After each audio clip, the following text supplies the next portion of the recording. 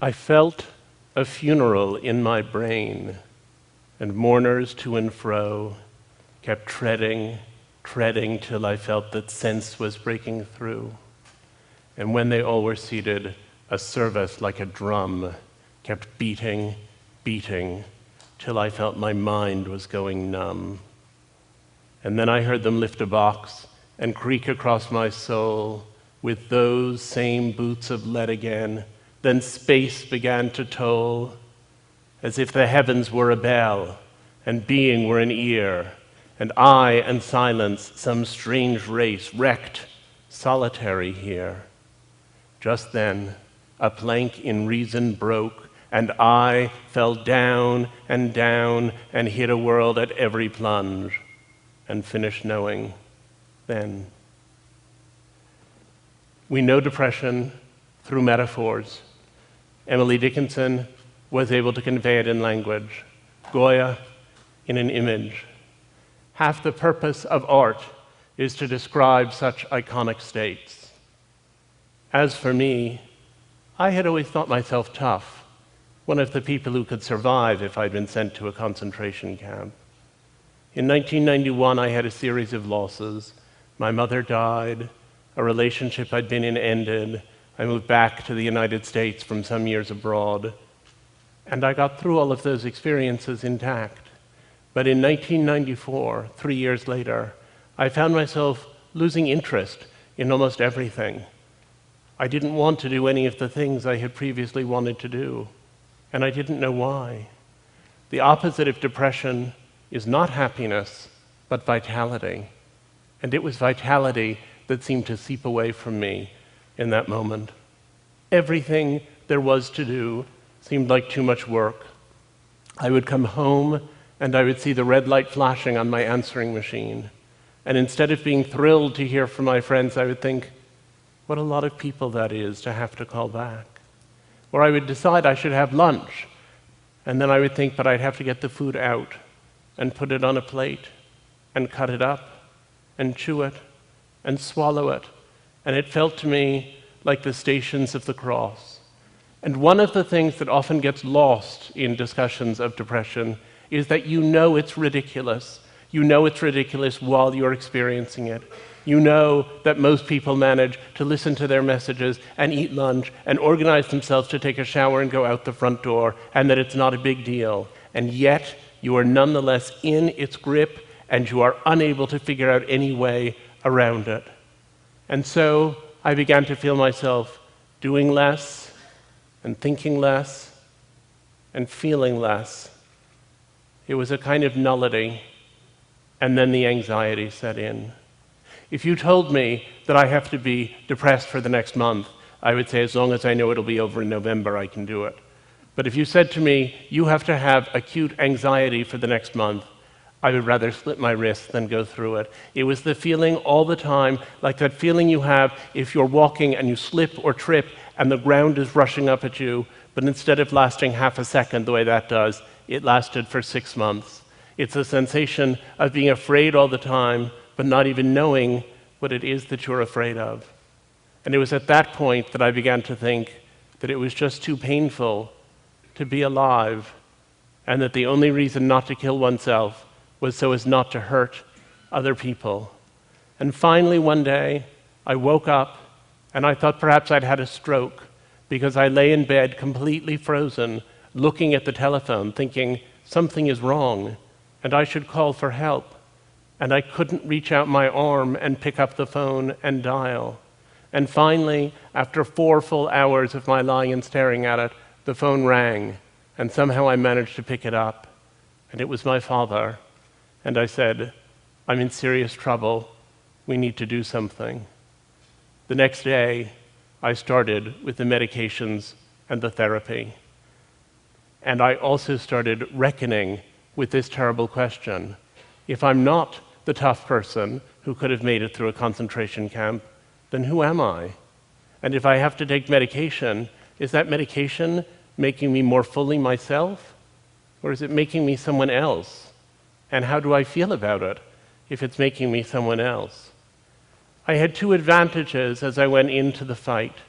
The first is that I knew that, objectively speaking, I had a nice life, and that if I could only get well, there was something at the other end that was worth living for.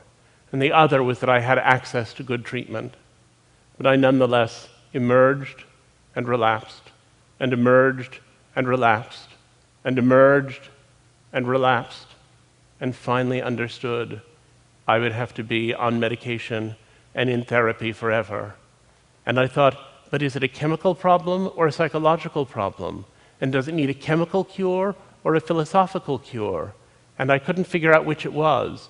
And then I understood that actually we aren't advanced enough in either area for it to explain things fully. The chemical cure and the psychological cure both have a role to play. And I also figured out that depression was something that was braided so deep into us that there was no separating it from our character and personality.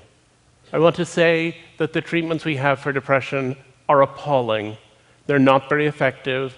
They're extremely costly. They come with innumerable side effects. They're a disaster.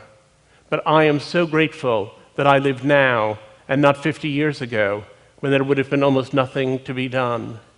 I hope that 50 years hence, people will hear about my treatments and be appalled that anyone endured such primitive science. Depression is the flaw in love. If you were married to someone and thought, well, if my wife dies, I'll find another one, it wouldn't be love as we know it. There's no such thing as love without the anticipation of loss, and that specter of despair can be the engine of intimacy.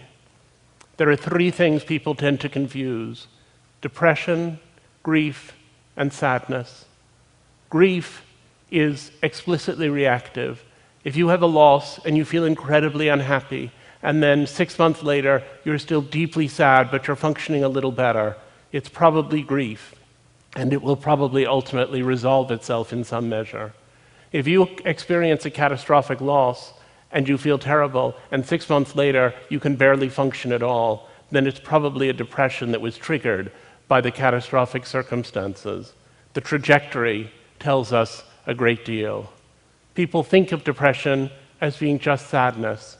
It's much, much too much sadness, much too much grief at far too slight a cause.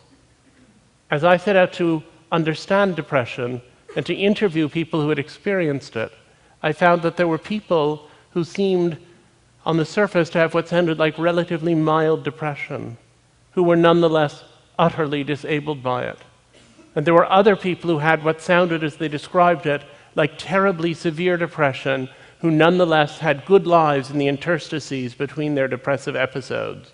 And I set out to find out what it is that causes some people to be more resilient than other people. What are the mechanisms that allow people to survive?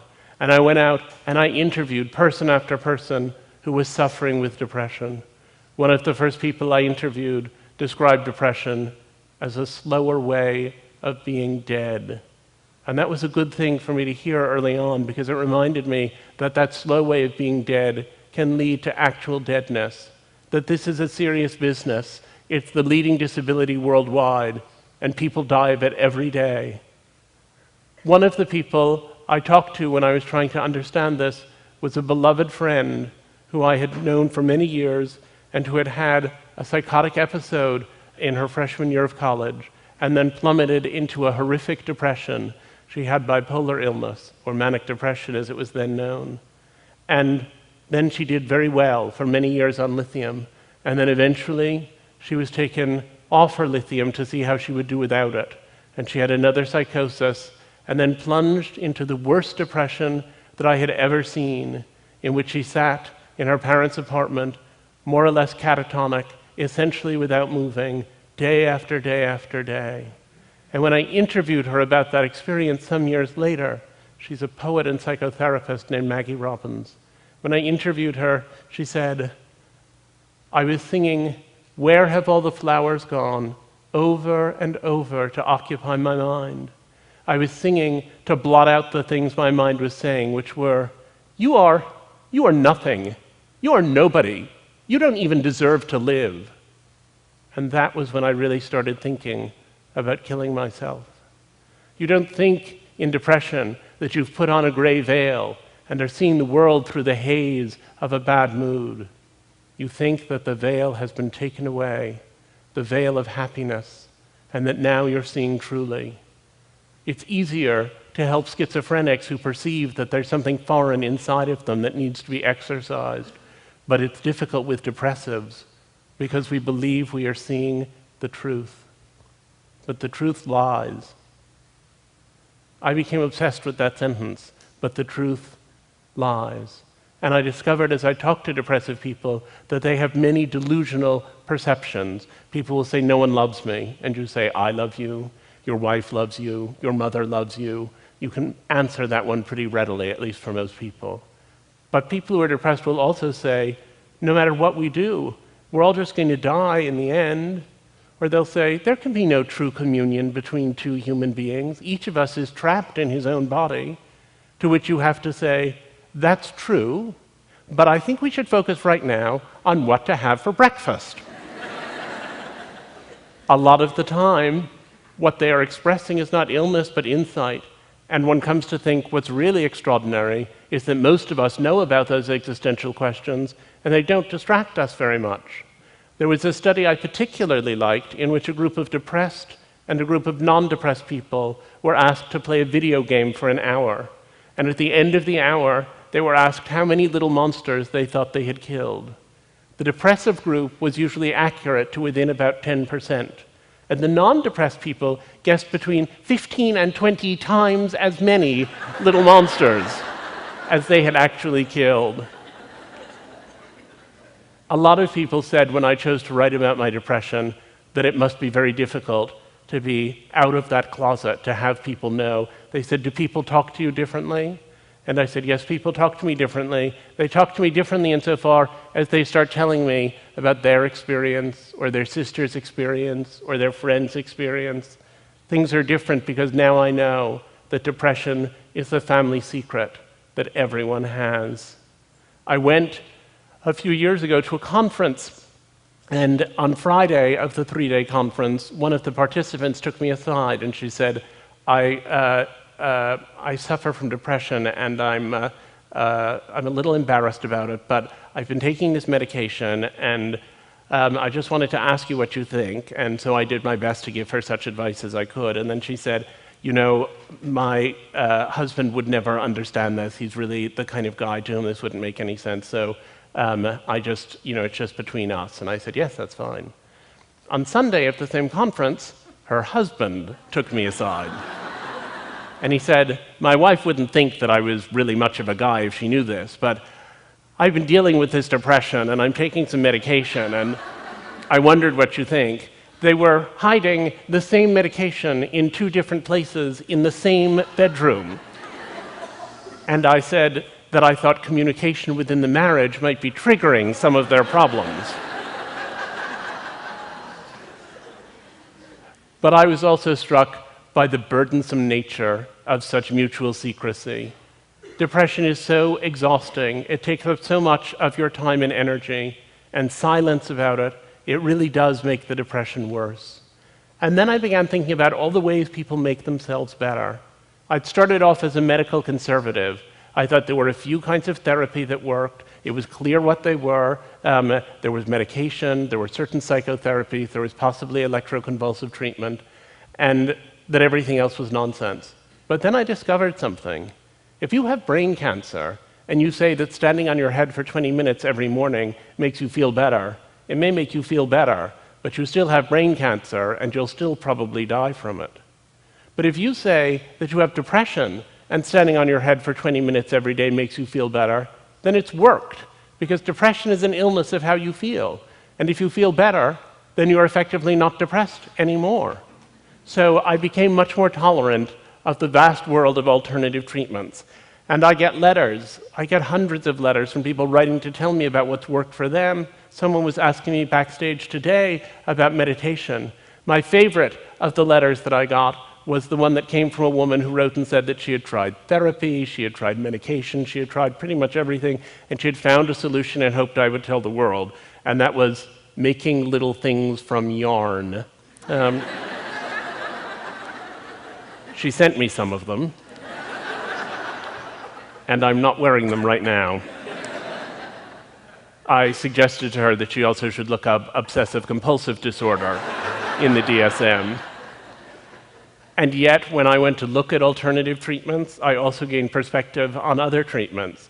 I went through a tribal exorcism in Senegal that involved a great deal of ram's blood, and that I'm not going to detail right now. But a few years afterwards, I was in Rwanda working on a different project, and I happened to describe my experience to someone. And he said, well, you know, that's West Africa, and we're in East Africa, and our rituals are in some ways very different, but we do have some rituals that have something in common with what you're describing. And I said, oh, and he said, yes. He said, but we've had a lot of trouble with Western mental health workers, especially the ones who came right after the genocide. And I said, what kind of trouble did you have?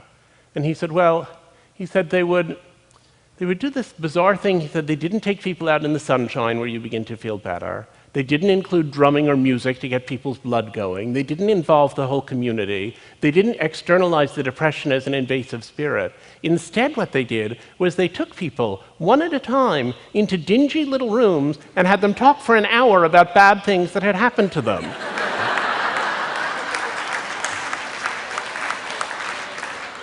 He said, we had to ask them to leave the country. Now, at the other end of alternative treatments, let me tell you about Frank Russakoff.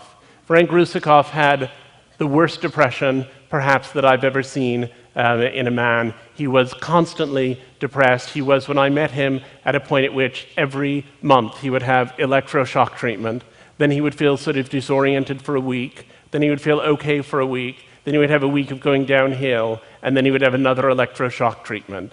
And he said to me when I met him, it's unbearable to go through my weeks this way. I can't go on this way, and I figured out how I'm going to end it if I don't get better.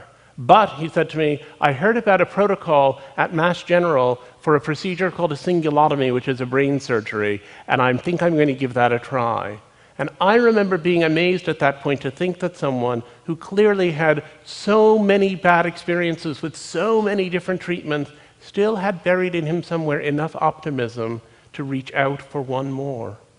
And he had the cingulotomy, and it was incredibly successful.